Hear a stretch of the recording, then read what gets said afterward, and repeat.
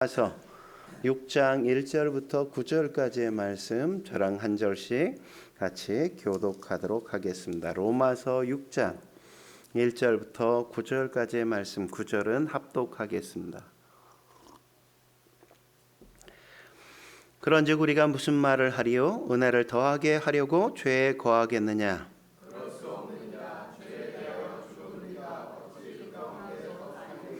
무릇 그리스도 예수와 합하여 침례를 받은 우리는 그의 죽으심과 합하여 침례를 받은 줄을 알지 못하느냐?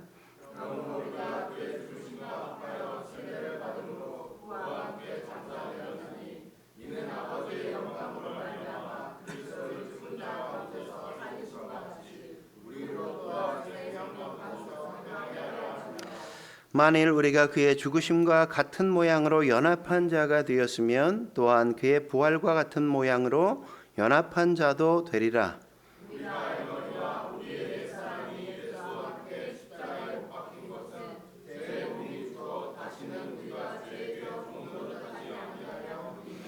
이는 죽은 자가 죄에서 벗어나 의롭다 하심을 얻었음이라.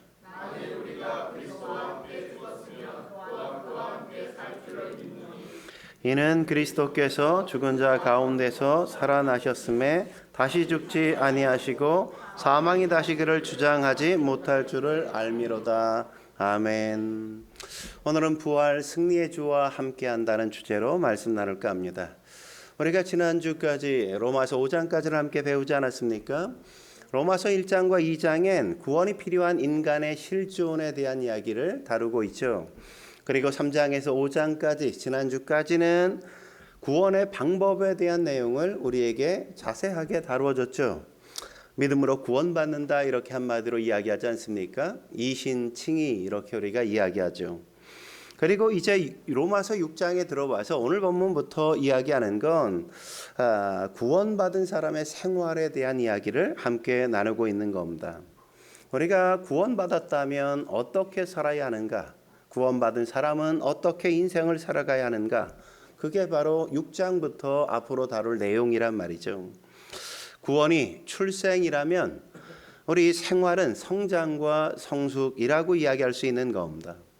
근데 사람들은 흔히 구원을 라이센스, 자격증을 따는 것 정도로 생각하는 경향이 있단 말이죠. 그래서 자격증을 획득했으니까 구원은 이제 따놓은 당상이니까 이제 내 멋대로 살아도 돼. 이런 생각을 가질 때가 있단 말이죠. 그래서 1절에 뭐라고 이야기합니까? 오늘 보면 1절에 보면 이렇게 말하는 걸 볼 수 있죠. 읽겠습니다. 시작. 그런즉 우리가 무슨 말을 하리요? 은혜를 더하게 하려고 죄에 거하겠느냐? 그럴 수 없느니라. 죄가 많은 곳에 은혜가 있다고 하니까 그럼 내가 더 많이 은혜를 받으려면 더 막 살아야 되겠네. 이렇게 착각하고 잘못 생각하고 그냥 내 맘대로 살 거야 이러는 경우가 있는데 그러면 된다? 그러는 거 아니다 이거죠. 여러분 구원이 뭡니까? 구원이란 건 쉽게 생각하면 하나님과 연결되는 거예요. 하나님과 연결되는 거. 성경에서 말하는 죽음이 뭐예요? 죽음은 분리, 단절을 이야기한단 말이죠. 그러니까 나누어지는 거예요. 하나님과 단절되어지고 하나님과 분리되어지고 하나님과 나누어지는 게 죽음이라고 이야기하는 거예요. 그럼 생명은 뭡니까? 구원은 뭡니까? 하나님과 연결되는 거라고 연결되는 거. 그래서 포도나무와 가지의 비유에서 우리가 본 것처럼 가지가 나무에서 잘리면 가지는 살아있는 것처럼 보이지만 좀 지나면 그냥 가지가 시들시들 말라서 죽는 것과 같이 인간의 상태가 하나님과 분리되어서 마치 태어나며 살아가는 게 마치 살아있는 것처럼 보이지만 하나님과 분리되어 있기에 살아있는 것처럼 보이지만 점점 뭐로 향해 가고 있어요? 죽음을 향해 치닫고 있다고 성경이 그렇게 이야기하는 거죠. 근데 예수 믿게 되어지면 어떻게 되어져요? 나무가 가지가 나무에 접붙임 바 되어서 연결되어져 열매를 얻을 뿐만 아니라 아주 풍성한 열매를 거두는 삶을 살 수 있게 되는 것이다 이렇게 이야기하는 거죠. 그러니까 구원은 라이센스가 아니다 이거죠. 우리도 결혼도 마찬가지잖아요. 결혼식 올렸다고 다 끝납니까?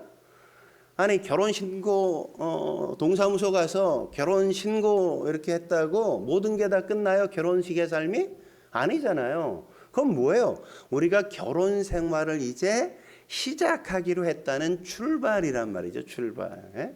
그건 출발점이지 결혼식의 거의 대부분은 아직 시작도 안 한 거예요. 시작도. 예? 우리가 결혼 생활을 시작하기로 한 게 결혼식이고 혼인신고인 것처럼 진짜는 뭐에서부터 시작되는 거예요? 살면서부터 시작되는 거죠. 예? 자고 일어났더니 이 웬 여자야 이렇게 예? 화장하는 얼굴을 처음 보고 뭐 아니 이 사람이 그 사람이 맞나? 성격도 너무너무 다르고 예? 내가 몰랐던 내가 사랑한 사람이 이 사람 맞나 하는 것들을 확인해 가는 게 결혼 생활이고 그 하나하나를 다시금 즐겁게 맞춰가면서 서로가 다듬어지고 서로가 성장하고 서로가 성숙해 가는 게 결혼 생활이란 말이죠. 결혼 생활.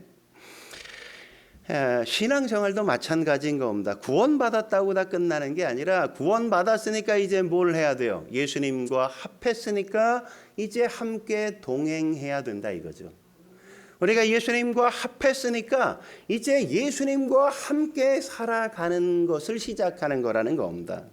그래서 오늘 본문에 딱 보면 함께라는 단어와 합하여라는 단어가 무려 9번이나 나와요. 9번이나. 연합했다는 건 뭐예요? 둘이 하나 됐다 이런 의미잖아요. 오늘 보면 3절에 보면 예수와 합하여 그렇게 얘기하고 죽으심과 합하여라고 이야기하는 걸 볼 수 있죠. 4절에 보면 뭐라 그래요? 4절에도 보면 그렇게 말하죠. 그의 죽으심과 합하여라고 하고 그와 함께라고 이야기하지 않습니까? 5절에도 보면 뭐라고 얘기합니까? 5절에도 연합한 자가 되었으니 라고 얘기하고 연합한 자가 또 나오잖아요. 그죠? 그리고 6절에도 보면 함께가 나오고 8절에도 보면 함께라는 단어가 8절에도 함께 두 번이나 반복되는 걸 우리가 확인할 수 있단 말이죠. 그러니까 이런 식으로 하나가 됐다 이거죠. 하나가. 예수님과 우리가 하나가 되어서 부부가 결혼해 한 몸이 된 것처럼 예수님과 우리가 결혼해서 하나가 되어 이제 어떻게 해야 된다? 함께 살아야 된다. 이거 함께 살아야 된다. 그러니까 신앙생활이란 뭐다? 예수님과 함께 사는 생활이다. 그렇게 말하는 거죠. 그렇게 살면 승리하게 되어지고 그렇게 살아야 많은 열매를 맺는 인생 살아갈 수 있다는 겁니다. 그러면 우리가 던져야 될 질문은 뭡니까? 우리가 예수님과 함께하기 위해 해야 될 것은 뭐냐 이거죠. 우리가 예수님과 함께 동행하기 위해 해야 될 건 뭐냐? 첫 번째 뭡니까? 내 자아를 죽여야 한다는 거죠. 내 자아를 죽여야 한다는 거죠. 다른 말로 하면 내 승질을 좀 죽여야 된다 이거예요. 내 승질을 좀 죽여야 된다. 주와 함께 하는데 가장 큰 장애가 되는 건 내가 죽지 않았다는 거죠. 내가 죽지 않았다는 거. 그래서 에고가 죽어야 된단 말이죠. 그러니까 신앙생활의 가장 큰 싸움 뭐냐? 죽는 싸움이에요. 죽는 싸움. 내가 죽는 싸움. 성경에서 죽음을 이야기할 때 가장 큰 상징으로 등장하는 게 뭐예요? 침례잖아요. 침례. 여러분들이 세례라고 있는데 침례라고 읽어야죠. 여러분 침례교회를 다니고 있는데 좀 침침하게 보여도 그래도 침례교인이니까 침례라고 읽어야 돼요. 오늘 3절 볼까요? 침례가 죽음을 상징하는 거예요. 3절 같이 보겠습니다. 시작. 무릇 그리스도 예수와 합하여 침례를 받은 우리는 예수님과 합해서 뭘 했다? 침례를 받았다. 그리고 그 다음에 뭐라고 이야기합니까? 그의 죽으심과 합하여 침례를 받은 줄을 알지 못하느냐. 그러니까 침례는 뭐다? 죽는 거다 이거죠. 죽는 거. 4절에도 그렇게 말하는 걸 우리가 확인할 수 있죠. 그러므로 우리가 그의 죽으심과 합하여 침례를 받음으로 그와 함께 뭐가 되었다? 장사가 되었다. 그러니까 침례는 뭘 상징해? 죽고 장사된 거를 상징하는 거다 이런 거죠. 침례는 항상 죽음이란 말이죠. 그래서 침례를 받는 건 죽는 걸 이야기하는 겁니다. 옛사람이 죽는 거란 말이죠. 여러분 죽는데 그냥 적당히 죽여주세요. 이게 가능해요? 아니 적당히 죽는 게 어디 있어? 죽는 건 그냥 완전히 죽는 거지. 요 머리만 좀 죽여주세요. 그게 돼요? 안 된다고요. 온 몸이 죽는 거 외에는 죽는 방법이 없는 겁니다. 그러니까 온 몸이 완전히 다 죽는 거란 말이죠. 우리가 성지순례를 가면 예루살렘 가고 요단강에 딱 가게 되어지면 많은 사람들이 거기서 침례를 받고 싶어요. 물에 들어가서 침례를. 왜냐하면 예수님이 거기서 침례를 받으셨잖아요. 그러니까 예수님처럼 나도 침례 받고 싶어서 그래서 성지순례를 가는 분들이 계세요. 어떤 분이 그런 거예요. 예수님이 받았던 침례 그 장소에 가서 나도 침례 받고 싶어서 성지순례를 신청했어. 요단강에 도착했어요. 침례를 받겠다고 목사님 먼저 들어가서 들어오라 그랬더니 그 양반이 막 들어왔어. 그분이 침례를 받으려고 딱 하는데 잠깐 그러는 거예요. 왜 그러세요? 그랬더니 이 지갑을 안 빼놓고 왔네요. 그러니까 목사님이 그 순간 무슨 감명을 받았는지 그 지갑도 침례받아야 돼요. 그러니까 그 지갑도 죽어야 된다 이거죠. 그 지갑도 죽어야 된다는 거예요. 그 지갑도. 우리의 모든 영역이 다 죽어야 된다는 거죠. 내가 주와 함께 침례를 받았다는 건 내가 관계된 모든 영역에서 나는 다 죽어야 된다는 겁니다. 우리의 가정 생활에서 내가 죽어야 되고 내가 직장에서도 여전히 죽어야 된다는 거란 말이죠. 내 취미 생활에서도 내가 죽어야 되는 거예요. 주와 함께 내가 죽었다는 걸 인정해야 되는 거란 말이죠. 내 삶의 모든 영역에서 다 죽어야만 그때부터 뭐가 나타나요? 하나님의 능력이 나타나고 하나님의 은혜가 임하기 시작하고 하나님께서 주시는 열매가 비로소 그 속에서 맺혀지는 겁니다. 그런데 우린 항상 믿는다고 이야기하면서 난 절대 죽을 수 없다고 말할 때가 얼마나 많아요. 그러니까 우리의 삶이 무력해진다고요. 내가 구원받기 전과 별로 달라진 걸 느낄 수 없단 말이죠. 그러니까 자기 중심적이고 내 목소리가 크고 내 주장이 세면 내가 되게 힘이 센 것처럼 보이지만 그게 결코 아니라고요. 그것처럼 무력하고 그것처럼 사람들이 무시하는 게 없단 말이죠. 큰 소리 치는 사람 앞에서는 알았어 이러지만 뒤에 가서는 진짜 다 이러잖아요. 그죠? 그러시군요. 뭐 이러면서 뒤에 가서도 야, 그분 진짜 대단한 힘이야. 막 이렇게 막 칭찬하는 분이 있어요? 없잖아요.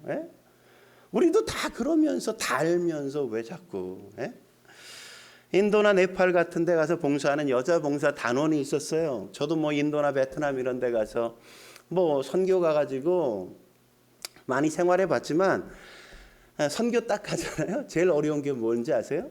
벌레와의 전쟁이 벌레. 물론 뭐 이렇게 신혼여행 이런 데 좋은 데 가면 그런 게 없을 수 있지만 선교 가서 현지인들이 삶의 장소에 가면 벌레가 뭐 얼마나 많은지 몰라요. 제일 많은 게 파리. 그냥 서만 있으면 파리가 달라붙는데 얼마나 많이 들러붙는지 몰라. 벼룩, 또 빈대 이런 것들이 우리가 이런 뭐 그냥 건물에서 그냥 돗자리 깔고 그냥 자면 자다가 이렇게 탁 만지면 뭐가 이상한 게 이렇게 잡혀. 도마뱀이 그냥 다니는 거야. 천정에 도마뱀이 겨우다니 눈 뜨고 있으면. 그런 게 그냥 허다하단 말이에요. 허다해. 그러니까 이분도 북인도에서 티베트 난민을 섬기고 있는데 같이 이제 현지인과 만나서 차 한잔을 하려고 차 한잔하고 있는데 차를 다시 마시려고 찻잔을 딱 드는 순간 거기에 파리가 이렇게 뚝 떨어져서 파리가 막 헤엄치고 있는 거야. 너무 자유형을 잘하면서 유형을 막 하고 있는 거야.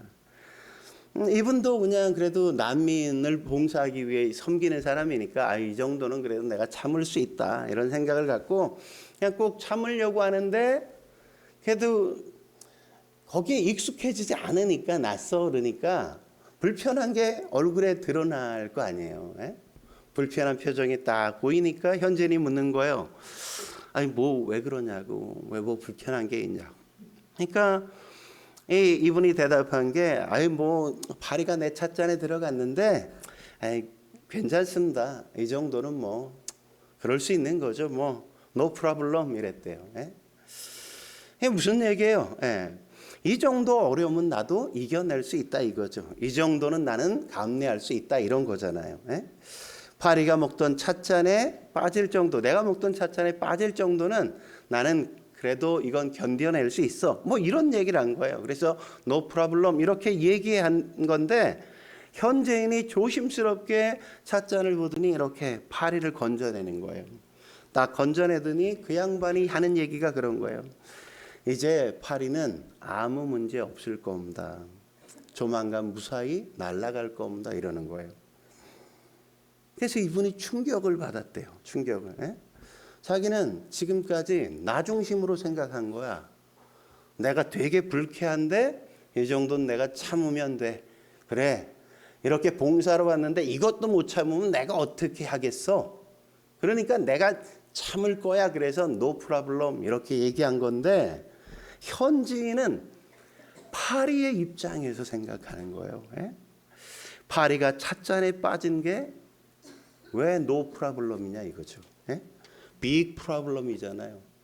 생사가 달린 문제 아니에요? 파리한텐 자칫 잘못하면 나는 죽는단 말이죠. 예? 그게 왜 no problem이냐 이거죠. big problem이지. 예?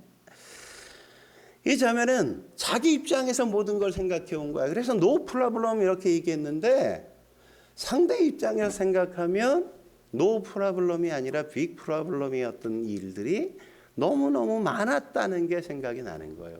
예? 아, 나는 언제나 모든 기준이 나였구나. 이게 잘못되었구나. 이런 생각을 비로소 거기서 깨달은 겁니다. 늘 내 입장에서 그냥 내가 조금 참지 뭐, 내가 조금만 견디지 뭐, 아유 내가 조금 봐주지 뭐. 늘 내가 참고 내가 견디고 내가 인내한 것만 생각해. 상대방이 남이 어떻게 했는지는 하나도 알지 못하는 거예요. 네? 그랬다는 걸 너무너무 깊게 깨달은 거죠. 네? 이처럼 기준에 따라 우리 생각이 얼마나 많이 달라집니까? 우리 주변에도 보면 연약한 사람들이 얼마나 많습니까? 그 사람에겐 사실 죽고 사는 문제인데 우리는 그걸 그냥 no problem 이럴 때가 많단 말이죠. 그 사람에게는 엄청 중요한 문제인데 아니 그게 뭐가 문제야? no problem 이렇게 얘기할 수 있단 말이죠. 그래서 그 사람 입장에서 우리는 보질 않는단 말이죠. 내 입장에서만 자꾸 봐요. 그러다 보니까 아무 문제 없는 것처럼 생각한단 말이죠. 상처를 어마어마하게 줘놓고도 아니 뭘 그런 거 가지고 상처받아 뭐 이러고 넘어가려고 그래. 엄청 상처를 주고 나서도 아니 뭐 난 뒤끝은 없잖아. 그게 뭐 대단히 자랑인 것처럼 뒤끝이 없는 게 그렇게 이야기할 때가 얼마나 많습니까? 폭탄 던져놓고 야 그래도 아유 나는 뒤끝 없잖아. 아니 그 사람은 팔다리가 다 잘려 나갔는데 그 사람은 지금 숨이 끊어지기 직전인데 던져놓고 나는 뒤끝 없다고 나는 아무 상관없다고 no problem 이래 놓으면 되겠냐 이거죠. 에? 내 입장에서만 생각하고 내 관점에서만 그것을 자꾸만 이야기해서는 안 된단 말이죠. 이게 기준의 차이인 겁니다.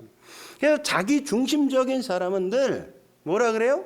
되게 쿨한 척해. 에? 쿨한 게 아닌데 상대방은 이미 죽었는데 지 혼자 쿨해 지 혼자. 에?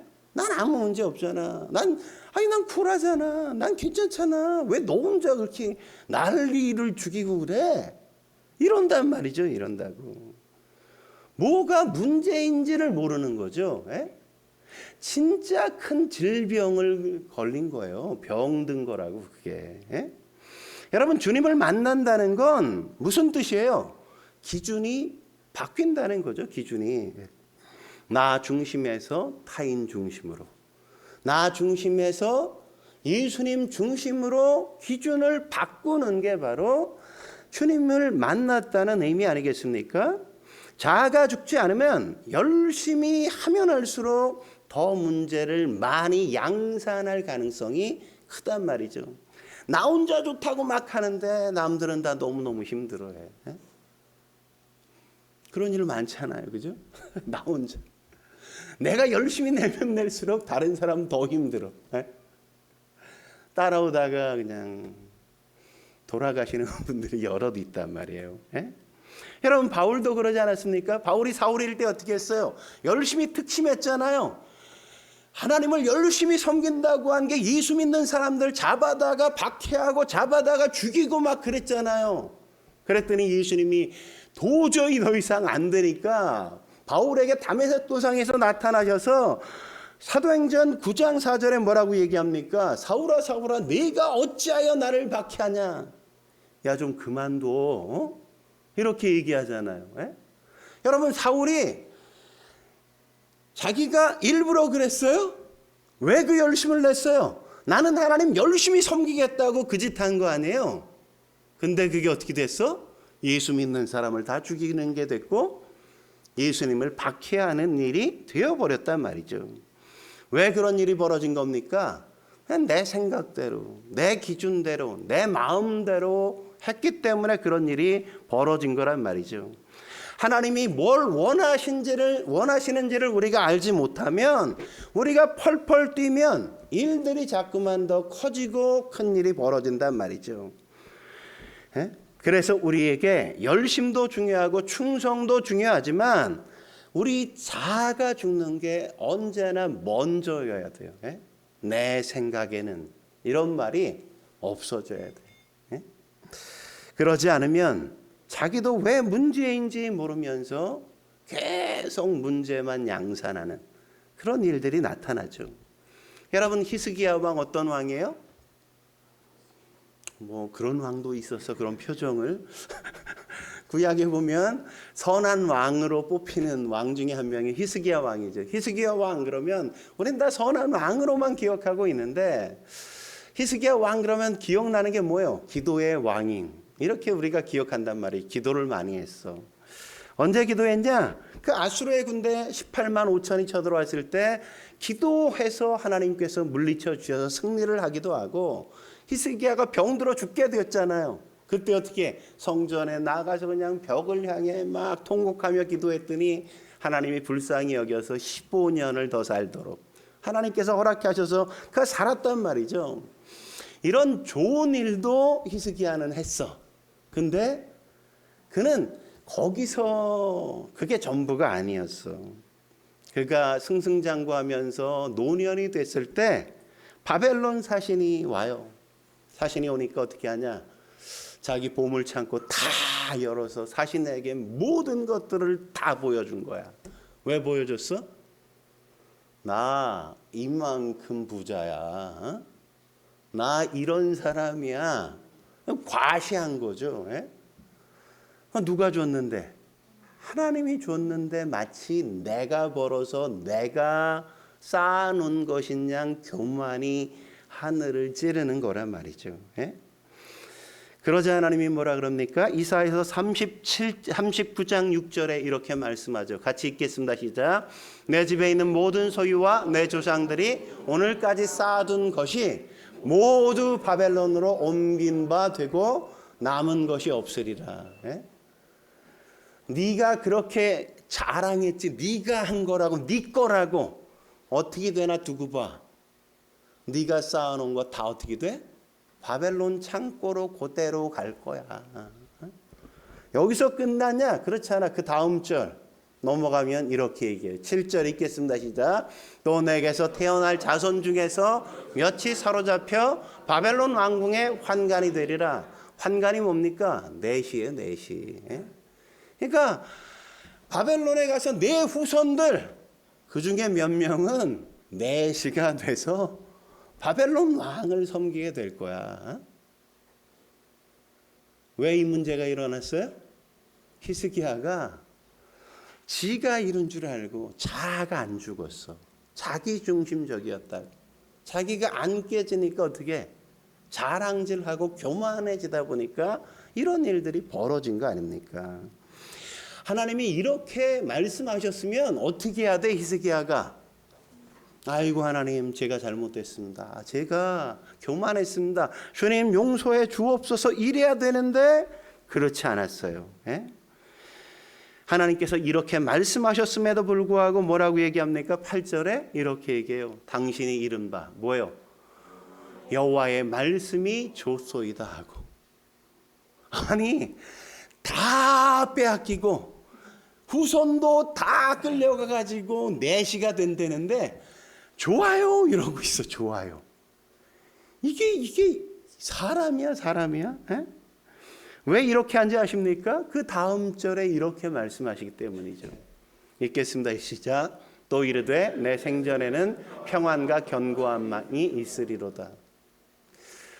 너 때는 그렇지 않지만 내 다음 세대에 그렇게 만들 거야. 하나님이 요랬다고. 에? 좋아요.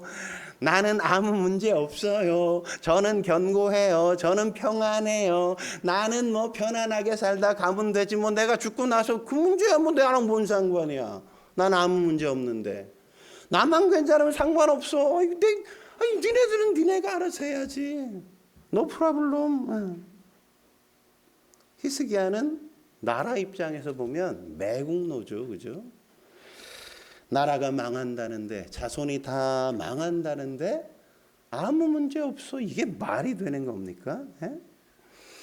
지금도 히스기야 같은 사람들이 되게 많단 말이죠. 자기 중심적이다 보니까 사람들이 어떻게 하는 거에 대해서 뭐 no problem. 나만 괜찮으면 괜찮아. 나만 밥 먹었으면 괜찮아. 뭐 남이 굶든 말든 나만 커피 마셨으면 돼. 남이 뭐 마실 게 있든 없든 상관없어.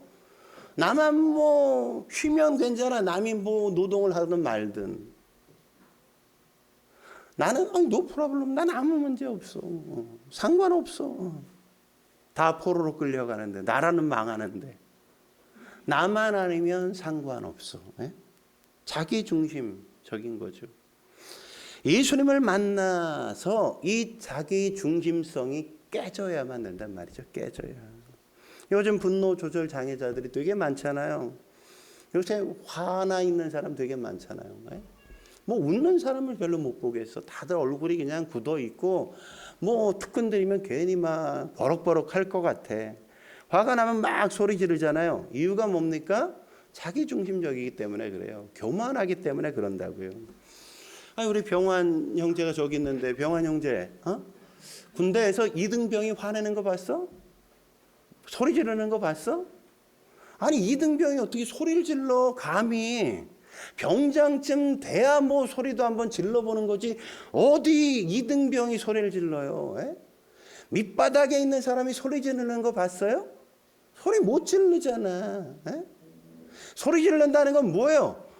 내가 소리 질러도 괜찮은 상황이고 여기 있는 사람들은 내가 소리 질러도 꼼짝 못할 거야.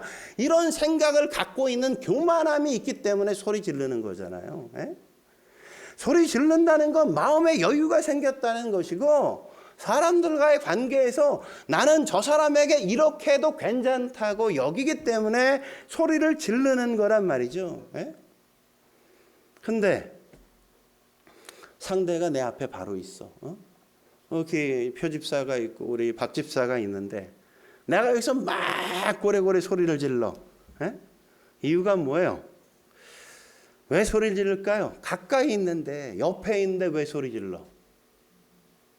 마음이 멀어졌다고 느끼는 거예요. 마음이. 너 예전엔 안 그랬는데 네가 나한테 아니 나랑 다른 의견을 낼 수 있어? 나랑 다른 생각을 할 수 있어? 네가 나한테 반기를 들 수 있어? 막 이러면서 나와 마음의 거리가 멀어졌다고 느끼니까 어때요? 그때부터 막 옆에 있는데 왜 소리를 질러? 마음의 거리가 멀어졌다고 느끼니까 그때부터 막 소리를 지르게 된단 말이죠. 근데 소리 지르면 어떻게 해? 소리 지르면 좀 자꾸 이렇게 물러난다고. 너무 시끄러우니까 귀가 아프니까 자꾸 물러나. 물러나면 또 어떻게 해? 물러난다고 더 멀어졌다고 생각해. 더 크게 소리 질러 막. 그럼 또 어떻게 해? 더 시끄러우니까 또 더 멀리 가. 그러다 보면 어떻게 되어져요? 이제 서로의 소리가 들리지 않는 자리까지 가게 되는 거예요. 그걸 뭐라 그래요? 결별이라 그러죠. 그걸 뭐라 그래요? 이별한다 이런 거죠. 예? 그런 거라고요. 그런 거. 예? 화내는 사람들을 보면 대부분 다 자기중심적으로 생각하기 때문인 거예요. 예? 그러면 어떻게 돼? 소리 지르면 다 떠나가 자꾸. 너무너무 힘들어. 그 감정적으로 받기가 너무 어렵다고. 여러분 생각해 보세요. 처음 연애할 때 사랑에 빠지면 어떻게 됩니까? 어떤 일이 벌어져요? 사랑에 빠지면 자꾸 속삭이게 돼. 속삭이게 돼. 소곤소곤. 네? 네? 크게 얘기해요? 안 해요. 귀에 대고 그죠? 옆에 앉아서 있잖아 이러면서 크게 말 안 해요. 작게 둘만 알 수 있는 이야기들 그죠? 근데 이렇게 보면 쟤는 뭐가 저렇게 맨날 좋아서 저러나 이런 생각이 막 들어 그죠? 뭔데 이러면 아니에요 뭐 이러고 남들이 아는 걸 별로 좋아하지 않아. 지네끼리만 아. 근데 그렇게 자꾸 가까워지고 또 자꾸 가까워지다 보면 어떤지 아십니까? 그러면 그때부터는 말이 필요 없어. 눈빛만 봐도 알 수 있잖아. 이렇게 되는 거예요. 그죠? 말 안 해도 다 알아. 뭘 필요로 하는지, 뭘 원하는지.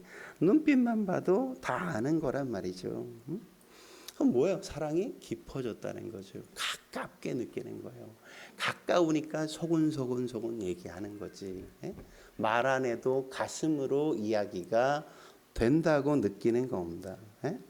하나님과도 마찬가지예요. 우리가 가깝다면 어때요? 사랑하면 자꾸 속삭이고 싶어진다. 갈라디아서 2장 20절에 뭐라고 얘기합니까? 내가 그리스도와 함께 십자가에 못 박혔나니 그런즉 이제는 내가 사는 것이 아니요 오직 내 안에 그리스도께서 사시는 것이라. 우리 안에 예수님이 계신다고요. 그러니까 여러분이 계속 주님 있잖아요 이렇게 자꾸 말하면 그게 기도인 거예요. 하나님 앞에 계속 얘기하는 게. 뭐 여기 와가지고 거룩하시고 천재를 창조하시고 이게 기도가 아니라 여러분이 하나님 마음이 제가 아침에 굉장히 마음이 아파요. 기분이 나빠요.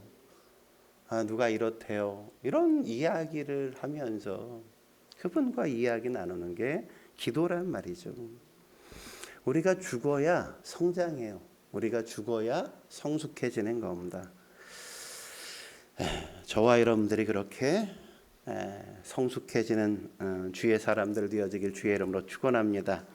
한 걸음 더 나아가 우리가 예수님과 함께 하려면 어떻게 해야 될까요? 두 번째, 새 생명으로 살게 됩니다. 살아야 합니다. 새 생명으로 살아야 한단 말이죠. 주님과 하나가 되어지면 어떤 일이 벌어지냐? 새 생명으로 사라지게 되어진다는 거죠. 다시 말하면 부활의 능력으로 살게 된다 이런 의미란 말이죠. 4절 말씀이 그렇게 얘기하지 않습니까? 4절 같이 읽겠습니다. 시작. 이는 아버지의 영광으로 말미암아 그리스도를 죽은 자 가운데서 살리심과 같이 우리로 또한 새 생명 가운데서 행하게 하려 하심이라. 주님이 우리와 함께 하시면 십자가에서 죽고 그 다음에 부활의 능력이 우리 가운데 임해 우리를 다시금 일으켜 세워주신다는 거란 말이죠. 그래서 주님과 함께 가기 때문에 우린 언제나 죽는 자리, 우리가 끝이라고 생각하는 자리, 그 자리가 우리의 끝이 되어지지 않는다는 거예요. 하나님은 우리가 끝났어 라고 생각하는 그 모든 자리에서 부활의 능력으로 우리에게 새 생명을 더하셔서 우리를 살려 일으켜 세워주신다는 겁니다. 여러분 예수님 보십시오. 예수님의 생애도 그렇지 않았습니까? 예수님이 공생애 하시기 전에 제일 먼저 한 게 침례 받잖아요. 침례 요한에게 가서 요단 강가에서 침례 딱 받았어요. 침례는 뭐라고? 죽음이라고. 죽음. 죽었어. 내가 죽었어. 예수님이 죽었어. 침례 받고 나서 올라오니까 어떤 일이 벌어졌습니까? 하늘이 열리고 비둘기가 성령이 비둘기처럼 예수님에게 임재하시잖아요. 그죠? 죽고 끝났어요? 아니에요. 죽고 나자 어떤 일이 벌어져? 성령이 비둘기처럼 예수님께 임해. 뭐라고 말씀하세요? 하나님이 이는 내 사랑하는 아들이요 내 기뻐하는 자라. 이렇게 말씀하시잖아요. 그러니까 성령께서 함께 주셔서 다시 일어나게 만든다는 거예요. 예? 주님과 함께하면. 예? 그래서 주님과 함께 살면 특징이 뭐냐? 고난이 없다? 그게 아니라고요. 환난이 없다? 그런 거 아니에요. 문제가 안 생긴다? 그런 거 아니라고요. 예? 뭐예요? 특징이 뭡니까? 절대 무덤에서 끝나는 법이 없다 이런 거예요. 무덤에서 끝나는 법. 절대 실패로 우리의 인생이 쫑나지 않는다는 거예요. 하나님은 거기서 부활의 능력으로 우리에게 새 생명을 더하시고 새롭게 시작하게 하신다는 겁니다.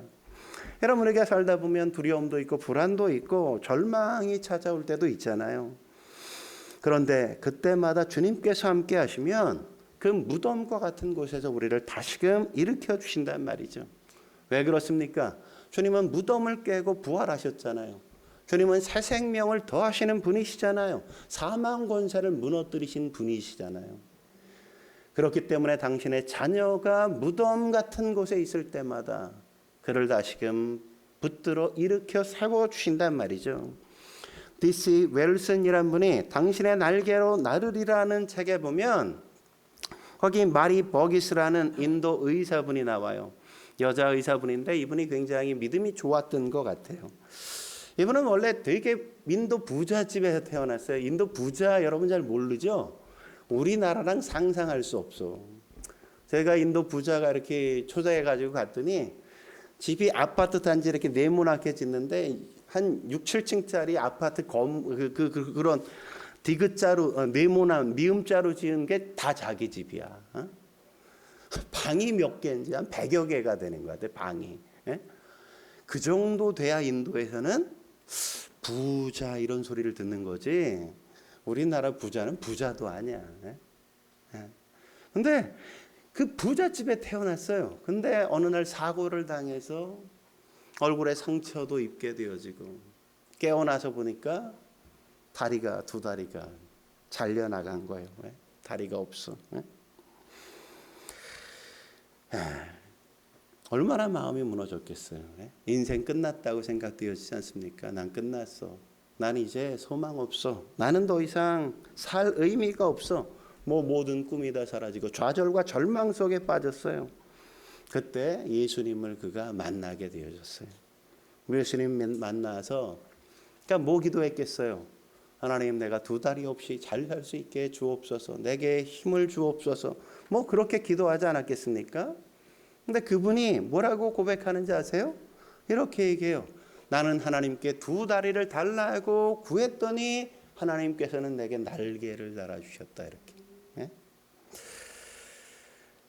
하나님께 장애를 극복하게 해달라고 구했더니 장애 극복 정도가 아니라 엄청난 위대한 일들을 하게 만드셨다는 거예요. 건널 수 없는 강을 넘어서 많은 사람들에게 영향을 끼치는 그런 사역을 했어요. 일당 100 정도가 아니라 일당 10,000 정도가 되어지는 큰 일들을 막 벌였단 말이죠. 이분의 별명이 뭐냐?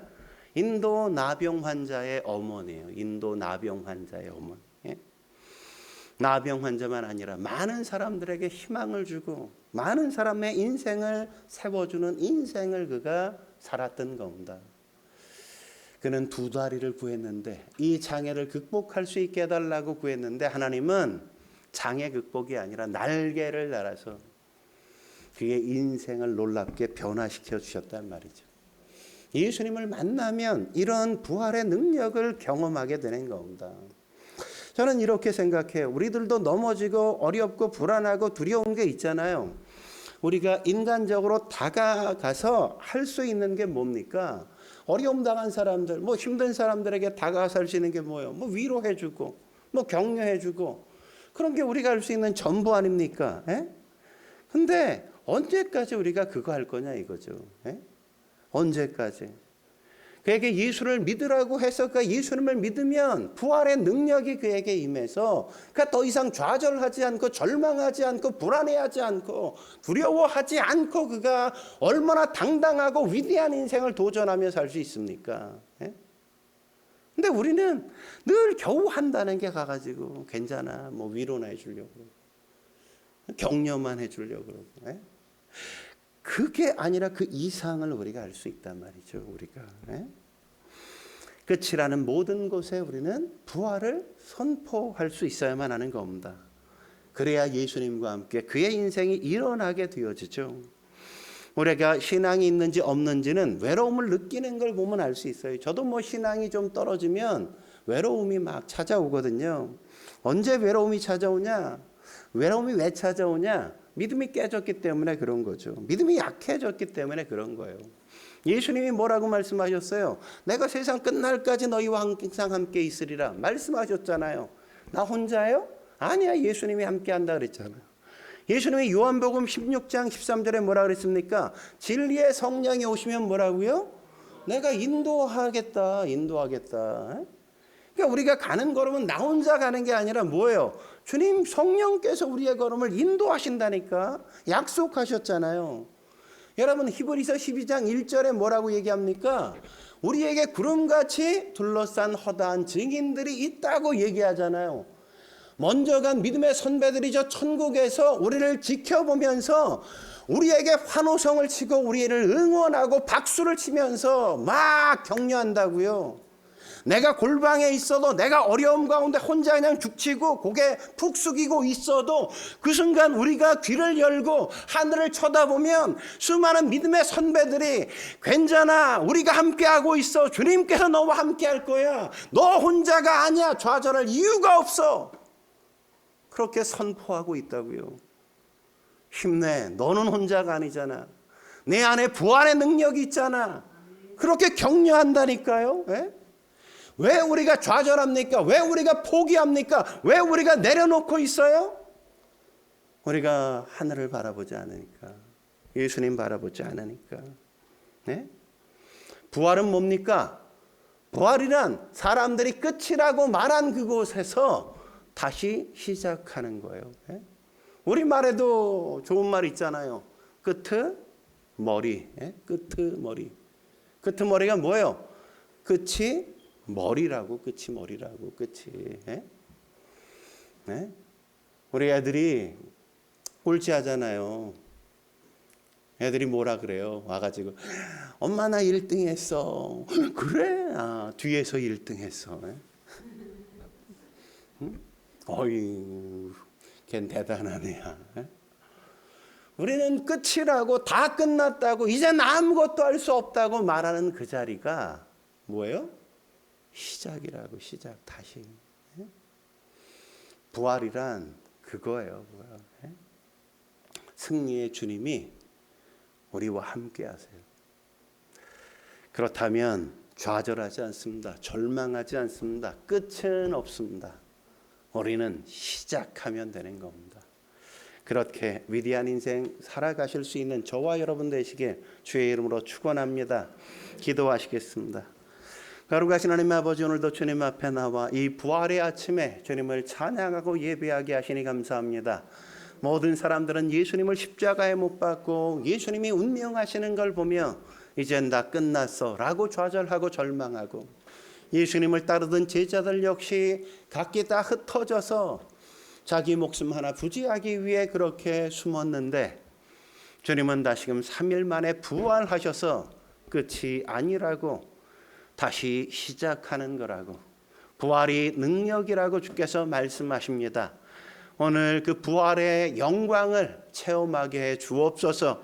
부활의 주님이 우리 안에 있음을 찬양하며 노래하게 하시고 그 하나님을 우리가 우리의 삶의 현장에 모시고 모든 좌절과 절망과 근심과 걱정을 새로운 시작과 희망으로 만들어갈 수 있게 주여 도와 주옵소서. 예수님의 이름으로 감사하며 기도드립니다. 아멘.